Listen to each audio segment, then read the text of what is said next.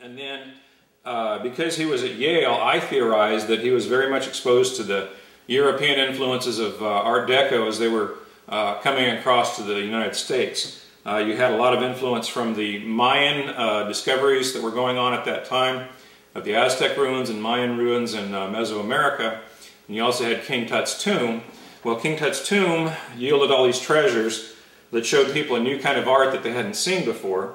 It was very geometric, very balanced, and modern looking. It was different than what had been seen before. But as I mentioned, one of the things that Laurie did was, or that Alexander did, was to tell the story of the Native Americans that lived here before, the various tribes that populated Nebraska. And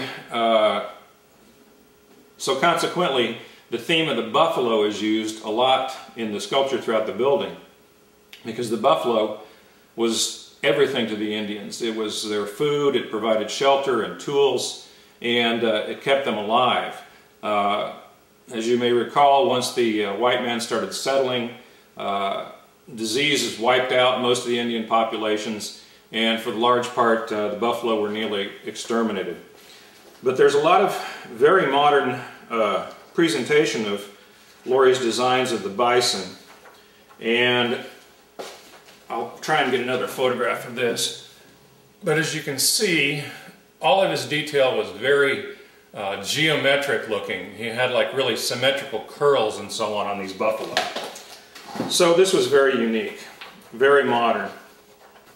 One of his other themes that he used a lot were bronze door grates, and he used these on the front of the Capitol, and he has these various motifs of Indian designs like braves hunting antelope and wolves and the bison, of course.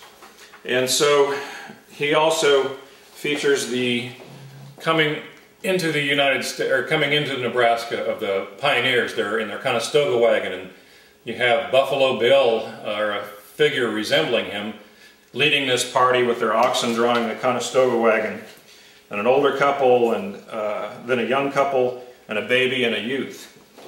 So they're entering the West. One of the things that's unique about the Nebraska Capitol is nowhere on the building does it say Nebraska State Capitol. Most capitals do, but this one didn't. It just has a lot of verses from Aristotle and other people. Now, Laurie did sculpture on the inside, and he did sculpture on the outside of the building.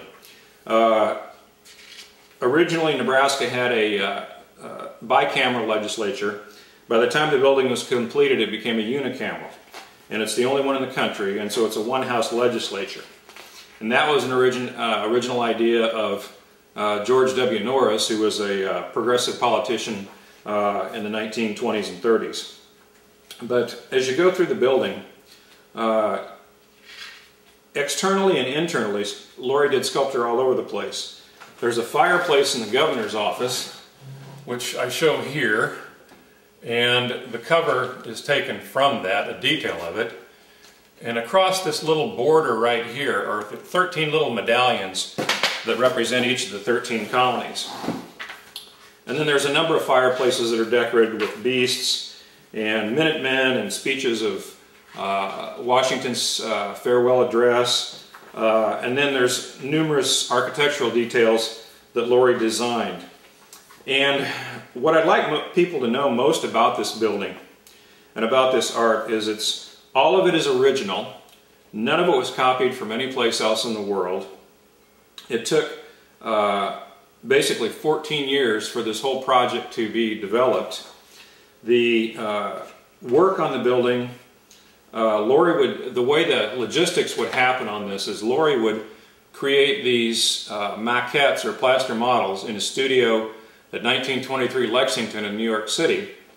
Then he would ship them out to Nebraska.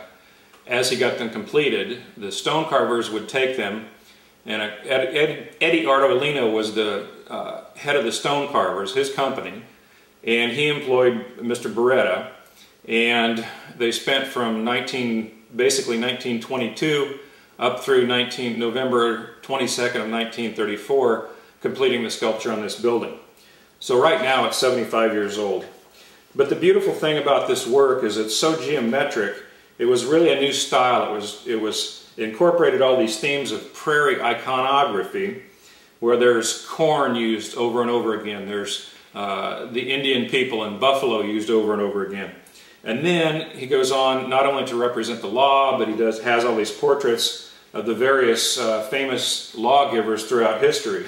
He starts with Hammurabi and Moses and goes all the way down to Napoleon. Nebraska, as you know, was part of the Louisiana Purchase. So there's law there. The Louisiana Purchase meant that Napoleon was in control of that area for some time, so the subsequent populations that lived there mostly adopted the Napoleonic Code. Texas, a lot of its law is based on Old Spanish law. So anyway, if you've never been to the Nebraska Capitol, you need to go and see it and look at all these various things. There's over 100 various sculptures that were done by Laurie, and he's just a fascinating individual, and I hope that you'll take a look at this. You can email me at bisonworks@gmail.com, or look at my websites, www.bisonworks, that's BISONWERKS, or www.leelaurie.com, and you can get information on purchasing the book there. And you can also see a number of pictures from the book. I have a number of links to photographs where I show the book, and there's just a lot of interesting stories. The history of law, like I said, here's the Emancipation Proclamation. And this was done in the 1920s, decades before there was any of the civil rights movement that became prominent in the 1950s and 1960s. So Nebraska is a very populist-oriented place, and the top of the building is topped off with Laurie's largest sculpture that he ever did, which is the Sower. The base is 19 feet tall, or excuse me, the base is 13 feet tall, and the Sower stands 19 feet tall from his cap down to his toes. And again, this was a model that was made in New York City. This was made in June of 1929. This shows Laurie and his crew standing around the sculpture. And this is atop the building, 400 feet off the ground. So anyway, that's kind of the nuts and bolts of the story here.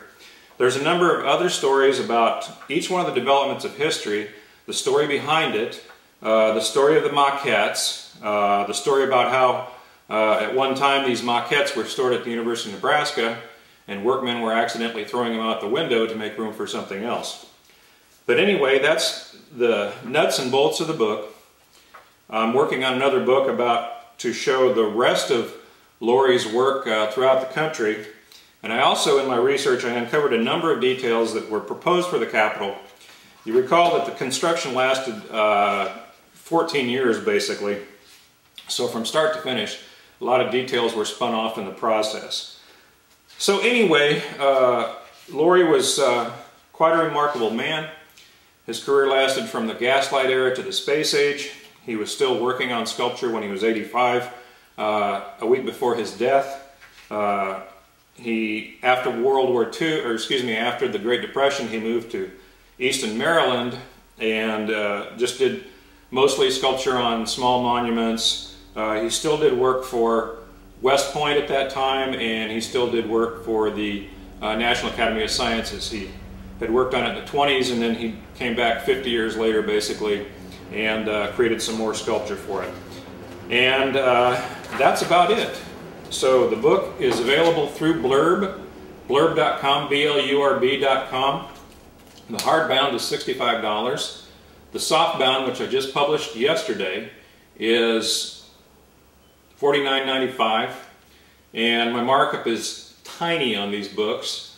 So anyway, I'd like to be able to wholesale them at some point. That remains to be more work to be done in the future. From Austin, Texas, I'm Greg Harm. The name of the book, again, is Lee Laurie's Prairie Deco, History in Stone at the Nebraska State Capitol. And I'll hope you buy it, or I hope you buy it, and I hope you enjoy it very much. You can contact me through my websites. Have a good day, and take care, won't you?